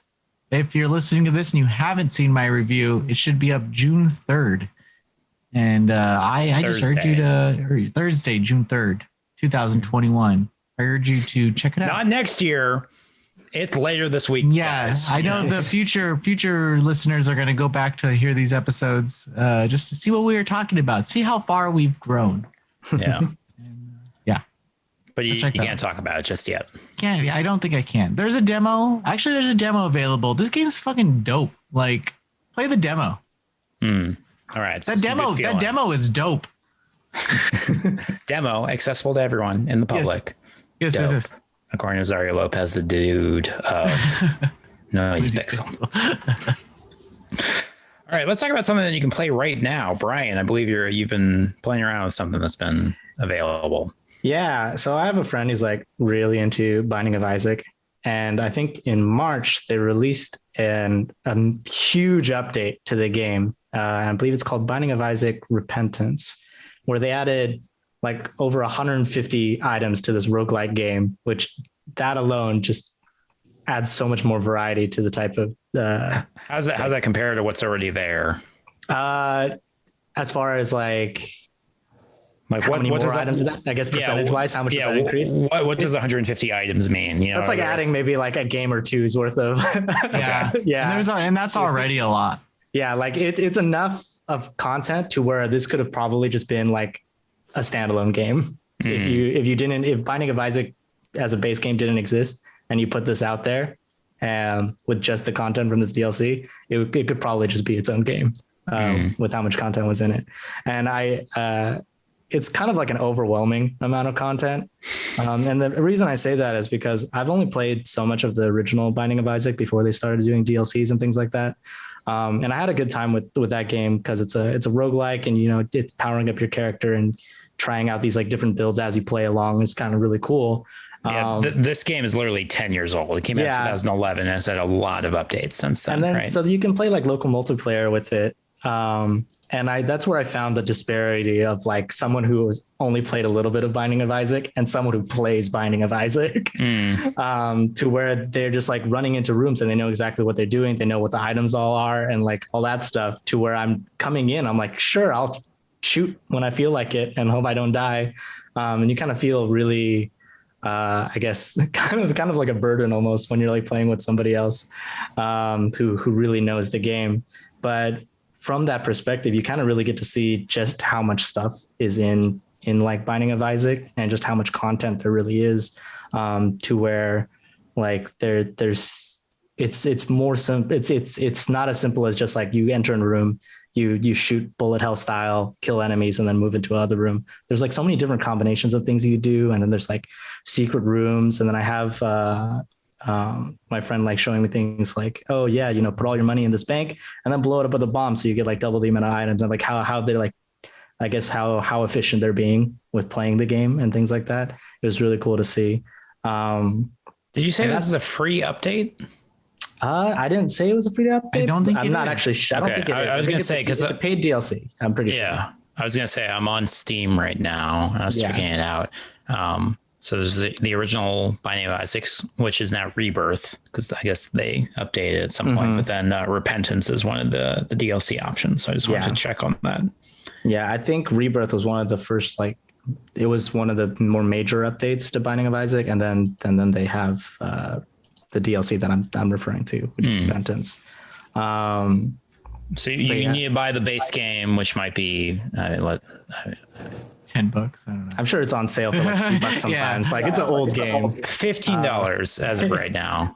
But you can probably wait for one of those for sales a sale or something cheaper. For sure. Yeah. I'm sure they'll bundle it too as well. But yeah, the game is a lot of fun. I think it's cool to see a game get a lot of updates and a lot of extra content to kind of revitalize it, especially for a roguelike, you know, where you just kind of, once you've gotten through all the content, it kind of gets repetitive because you're just like, okay, this is this into this item sort of thing. And so adding more items kind of revitalizes the excitement of those types of games, to where you're kind of be like, oh, cool, I'm going to play Binding of Isaac again for the first time almost, because there's 150 new items, 2 characters. And I think they added another like boss and another ending. So the story is also kind of different depending on what you do. I haven't gotten to that point of the game, but from the descriptions in the Steam, I don't know if I'll ever get that far. I'm not good at the game, and 2, there's a lot of content to get through. Did you like the original game as it was? Or I did like the original game as it was. It was challenging, but the gameplay was very smooth, and it kind of felt like one of those things where if you in roguelikes, you always want to be like, oh, if I die, like I want it to at least be fair, you know, because then when you go through a run and you get really powerful, you don't want to die from like circumstance. Yeah. You want to die from like, oh, I screwed up. It was my own inability. Is Binding of Isaac a roguelike where there's some across runs progression, like you get more health or you get more damage or anything like that? Or is it a total start from zero? So. I think you unlock characters and those guys have like innate abilities, which also changes how the game plays. Because there'll be some that I think the starting items you start with for certain characters is different. And then some of them just like also have just straight up different mechanics. I think there's one called Cain and Abel. There's a lot of like Christian references to it. And so I think for Cain and Abel, you have another like secondary AI controlled character that's like constantly trying to kill you or something, which changes how you play the game. And then I think there's another one where I forget what the character's name is, but you basically, instead of shooting tears and in like a bullet hell sort of format, you shoot out this like fetus attached by your umbilical cord and just kind of whip it around and hit people with it. So depending on, you know, the characters you unlock and what characters you're playing as, the gameplay can be very different in how you're experiencing it. So it's like you're getting multiple different types of roguelikes almost, because it changes the mechanics a bit. So you're diving back in. You're rediscovering your love for it. Exactly. Yeah. This is the guy that made Super Meat Boy, right? Yep. Edmund McMillan. So. Yeah. Do you guys remember the name of that documentary that he was in? Indie Game, the movie. Okay. Yes. I did Game Dev Story, which is a mobile game, which is not correct. I was Googling that a minute ago. Whenever someone from that documentary comes up, I always just want to reference like that. You can buy the documentary on Steam. It's like one of the best documentaries I've ever seen. It hits hard. I don't know if you guys have seen it, but not directly related to Binding of Isaac, but very good. I feel like I should reference, but all right, cool. So you're enjoying it. Yeah, definitely. And it's out now. You can buy it. Mm-hmm. You can play it. I think for multiplayer, you can only play it locally, but you can use Steam's the remote play feature to play it locally online with other people. Very cool. All right.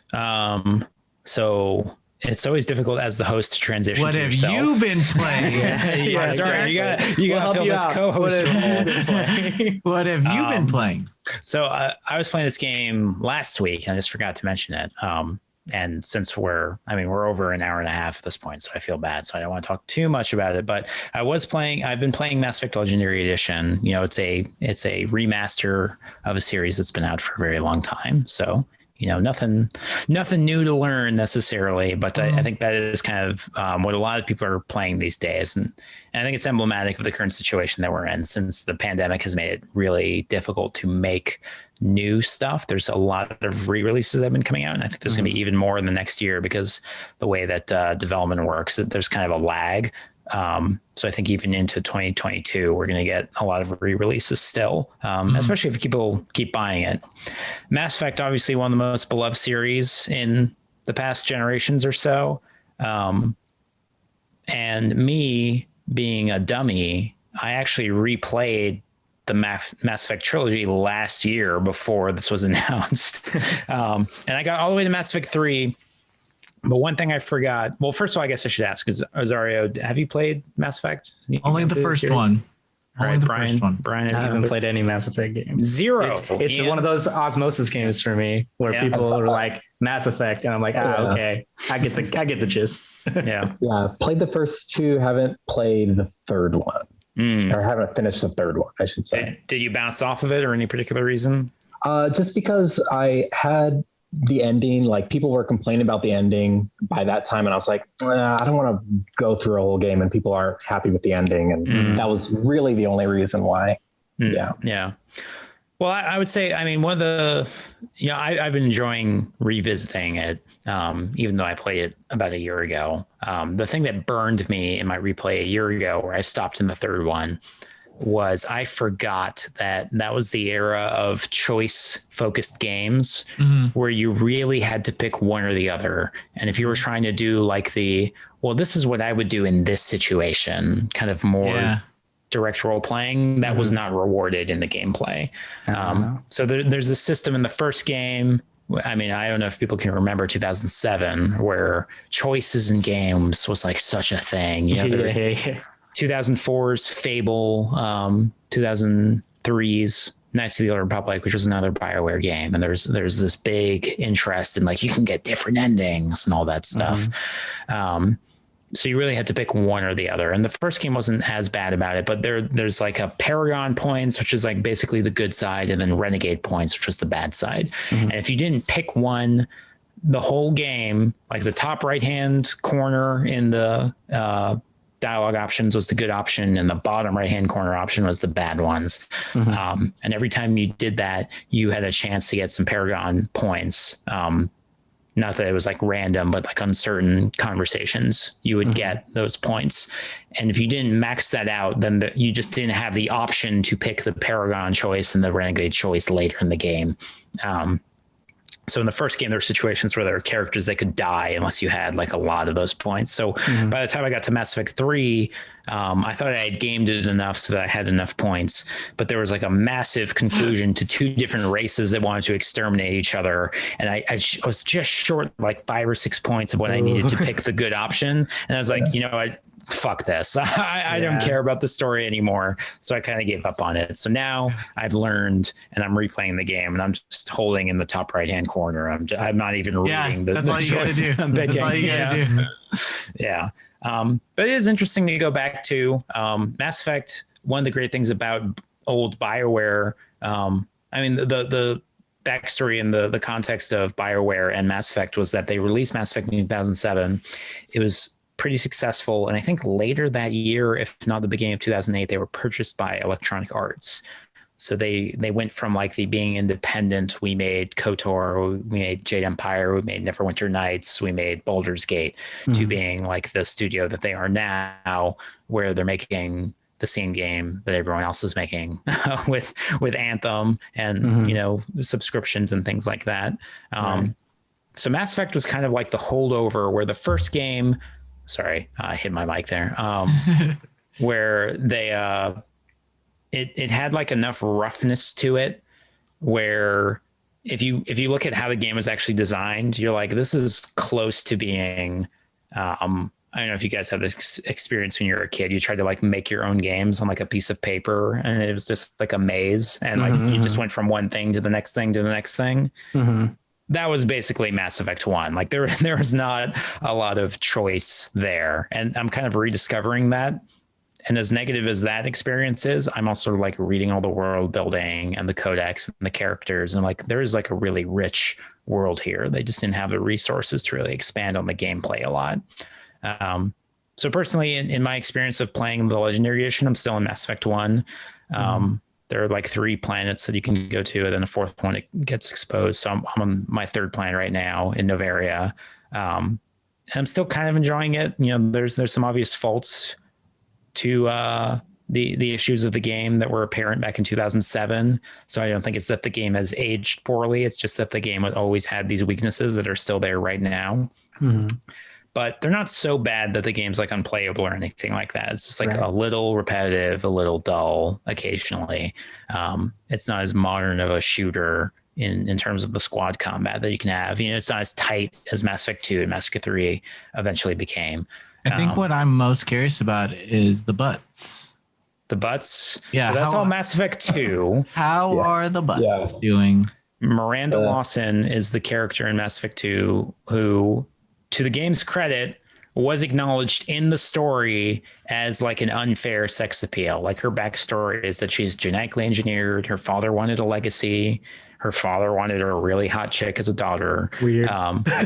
It's pretty weird. And I mean, the character's like, yeah, it sucks, but I mean, that's who I am. So I kind of got to embrace it. But there was embrace it. We did. Oh, in the game we did. Anytime you would talk to her, when it went back to your character and you have to pick a dialogue option, it would just be like right on her fucking ass in the bottom left-hand corner. I guess the developers have claimed that it's that was a glitch and that it was never supposed to be that close on her in the first place. So they've removed those. And I don't know if anybody actually complained about the removal. It seems more like a post-ironic meme type of thing. But I haven't gotten there yet, so I can't speak to the butts. Okay. Who are you going to romance? Or are you going to romance anyone? So the first game, again, I mean, what's the spoiler territory here? The first game, there are characters that can die and you have to pick somebody, right? Yeah. I do think that this game is 8 years old, or no, more than 8 years old. Yeah. This game is like 13 years old. Pretty old. Yeah. So I should be able to say this. Okay. All right, cool. So the romance options were between Ashley, who is like a space racist. She doesn't like aliens. And Liara, who's an Asari and kind of awkward, weird nerd. I was always team Liara personally. And that was essentially... You just couldn't get past the racism, huh? Well, the thing with the racist person, Ashley and another character named Caden, we've lost Azaria. Yeah, we lost Azaria. Sorry, guys. This conversation is getting too hot for Azaria. Still here. Now that we're talking about sex options. Excuse me, just turns his camera on. Talk about Ashley again. There was always this option at some point in the game where you had to sacrifice a crew member, and it was either Ashley or Caden, and you could pick one. And the dilemma was Caden was a bad character, like totally unremarkable, and Ashley was a good character who sucked, you know? Yeah. Nobody wants to save the racist. But me personally, I mean, I'm Team Ashley on that pick every single fucking time. I cannot tell you anything about Caden. I've played that game more times than I can count, because the original game had a bunch of achievements for beating it multiple times. And every single time I'm like, you know what? I think I'm going to do the Caden run. And it never came together. I just could not do it. Once you're presented with the options, you're like, nah, we're just going to double down on that. Well, what am I gaining from this character being around? Nothing. He's just there. Yeah. And the interesting thing was in Mass Effect 3, one of those characters would be a party member. So it's not just like, well, we killed them and now we're going to have a stand-in when we need them, but it's only like 5 or 6 lines of dialogue, and we serve the purpose and now we're done. They actually reinvested the resources so that you have a full different party member in the last game, depending on who you saved, which I thought was really cool, actually. Yeah, that is cool. But the idea of like, ooh, I'm getting a new character, it's the most boring one from the first game. Like, no thanks. I'll take the racist. At least they'll say something that's kind of interesting. They'll have some good Twitter takes. I'm going to edit just as someone who hasn't played the series, because that's the thing that I always ask myself for the games that have like multiple endings that you can get. Like, there's good endings, bad endings, and stuff. Are they at least all roughly like equally compelling? Like, do I have to, like, because or like a lot of the endings shoehorned in, and there's like the actual ending that people put effort into writing, while the other ones are like, we need other endings, we're just going to make stuff up. I guess I got some multiple ideas here. So one, there's really only like 2 different endings. There's like the good ending, the Paragon ending, and the Renegade ending, right? The first game was a lot better at feeding into the marketing of Mass Effect, which is like, it's not really about different endings. It's about like the window dressing around it, right? So for example, one of the main plot points in the game is you become this thing called a Spectre. And since it's an intergalactic community, there's never been a human Spectre before. So your character Shepard is the first human Spectre. And there's this dynamic of, do you trust humanity's interests or the intergalactic community's interests more? So there's an option to save or let die the intergalactic council, which is made up of multiple species. So in the first game, that's a decision you can make. And that's sort of like speaking to, who is my Shepard? Are they a humanist character? Are they focused on humanity? Or are they more of an intergalactic character? And ultimately, in the grand scheme of things, that decision doesn't really matter, but it sort of speaks to, who is my character? And Mass Effect 1 was really good about that. The subsequent games were a lot more like, am I an asshole or am I a good person? And that's really what usually the choice systems always fall on, right? It's always like, oh, be good or be bad.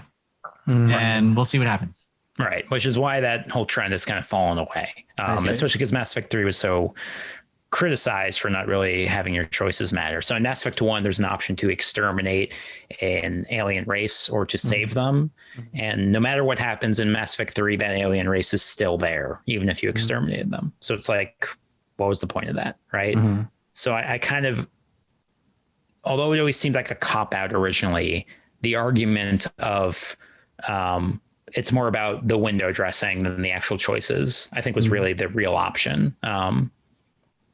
So, and the other thing I was going to say is, I know the BioWare developers announced in Mass Effect 3 after it came out that they were kind of pissed because some 15% of players did the Renegade option. It's like, we put a lot of work into writing that, and it was a vast minority of people actually played it. So I guess I probably should have done the Renegade run just to see it, because I've never actually seen it. I've done the Fem Shep run, but I've always been like vaguely Paragon or neutral Paragon. So I can't speak to that, but I think the game still holds up. I think the world building is excellent. I think the writing in the first game is great. I'm not certain if the second and third game hold up as much, because gameplay has just gotten so much better. But I mean, Mass Effect is one of the most unique series in the past generation or so. So if you've never played it before, I think this is a great way to play it. It's great. Nice. So what a show, boys. We're almost at 2 hours. I'm sorry, guys. I failed you, but I definitely. Zario is on the clock. Zario has a job that he reports to, and he's like, I bet. Well, today's a holiday, but I bet that there is at least 10 people who put this on right before bed, and you're probably waking up to go to the bathroom right now. So they're snoozing. I hope you had a good sleep, and have a good night, piss. Yep. Good night, piss.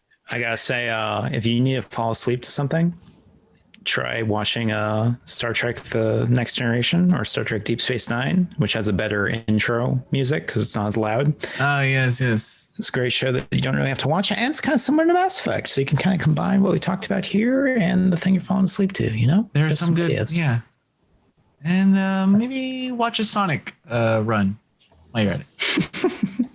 Put on. Listen to Green Hill Zone in your head while you go to bed. Yeah. Oh, I'm sorry. I do need to call out briefly while we're wrapping up here. We did ask for audience engagement, and we did get some audience engagement when it comes to embarrassing gaming purchases, which we talked about last week. Which, by the way, if you have a question for the show, you can email us at, you said PR@noisypixel. PR@noisypixel.net. Yeah, and the letters P and R at noisypixel.net. You can also leave us a comment on YouTube video, which is where most of these comments came from. The ones I wanted to reference were we got Todd B. Let's go. Who referenced, I said the Halo helmet from Halo 3 was one of the most embarrassing things I've purchased. And he said, I see your Halo helmet and I raise you the Halo 3 Zune and a Shenmue 3 backer shirt, which I just want to say those two products are about 10 years apart. So you're really committed to your fandom. Yeah. So thank you for that, Todd. I heard the Zune was good. I heard the Zune was the best product that went out of business for no reason. I don't know if anybody ever owned one. I was looking for one not too long ago, but I'm weird, so. I think my friend had a Zune, and I was like, when he was telling me about it, it was like, oh yeah, this is like as an MP3 player, vastly superior to anything else. And then, but the iPod was like a status symbol sort of thing, and I didn't want to get beat up in a schoolyard, so I bought an iPod. I remember buying an iPod in 2006, and it lasted 10 years. And that was like the first time I felt any loyalty to a product. So, yeah. We also got Full Metal American on YouTube who said, I'm not really embarrassed by this, but it's kind of dorky. I bought an actual ocarina and an instructional booklet on how to play the songs from Zelda. I never used it, but I still have it. Dude, if he would have learned how to play that, he would have to be bending off the bitches all over him. My God. I have to say, the moment you become an adult is when the things that you did for video games that were embarrassing in school, at some point they become cool again. Yeah. And that's when you're an adult. To make the ocarina purchase cool, famous. You gotta learn to play the ocarina. Your whole TikTok is picking up girls with an ocarina. I don't know if you can pick up girls, but you'll find that one person who's like normal and you're like, yeah, I can play this song. And they're like, you can play music? You know, and like the fact that it's related to video games doesn't matter anymore. Yeah, and there'll probably be some people who don't even know it's related to a video game. You'll just bust out this instrument and start playing it, and people will be like, shit, that's cool. Bro, yeah, dude, I played. You for real? I played Where's My Mind on the piano for a lady recently, and she was shocked by it. And I'm like, I was just big in a Fight Club when I was 13, you know? It all comes back around. Anyway, so next week we're going to be talking about some E3 predictions, which is the following week. If you listeners have any ideas on what you think is going to happen at E3, or you have some hopes of what you want to happen at E3, we'll take your most outlandish desires, and we'll talk about it a bit next week, which would be a big bulk of the show, hopefully shorter than 2.5 hours. Yeah, we'll hope. Yeah, we don't plan on this. Yeah. Unless you guys, majority of you guys watch the full 2 hours, then maybe we'll give you the full 2 hours. Then maybe we'll check the analytics. If you say you hope for the E3 show that there will be a 2.5 hour Noisy Pixel podcast, then we can deliver on that. Yeah, but, we'll have to talk. We'll have to talk about Sonic again to get there. So. Yes. That's all right. That riles us up. Zario, Ian, Brian, thank you for spending your time this week on the Noisy Pixel podcast.